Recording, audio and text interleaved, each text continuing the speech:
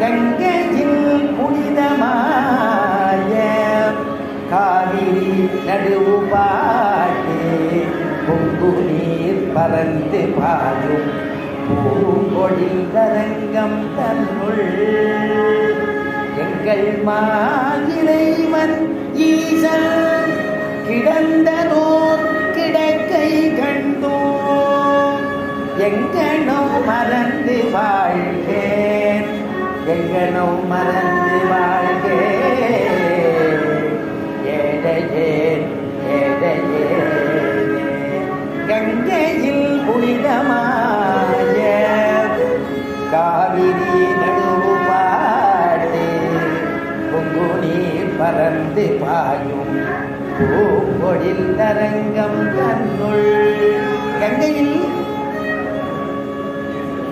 புனிதமாய கங்கையை விட புனிதம் என்னன்னா காவிரி. அந்த காவிரிக்கு ஆசைப்பட்டு தான் நம்ம ரங்கநாதர் இங்கே படுத்துட்டு இருக்காரு. தொண்டர்படி ஆடுவார் சொல்றார்.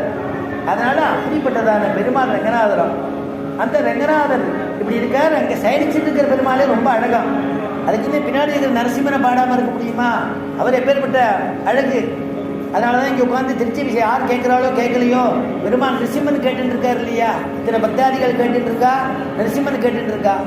இந்த காலம் ரொம்ப துர்லபம். அதுவாக நமக்கு கிடைக்கிறதுங்கிறது ரொம்ப துர்லபம். அதை நம்ம பயன்படுத்திக்கணும். மனுஷ ஜென்மா துர்லபம். பாகவத சுதாச்சாரியர் சொல்ற துர்லபோ மானுஷோ தேகா. மனுஷ ஜென்மா துர்லபம்.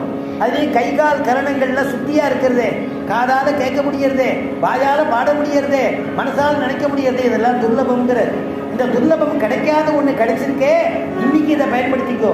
எங்க வந்தா பயன்படுத்திக்கலாம்னா அந்த ஆச்சரியமான ஹரிகிருபாங்கிற கல்யாண மண்டபத்துக்கு வந்தா அதை பயன்படுத்திக்கலாம். பகவத் குணத்தை கேட்டாங்க.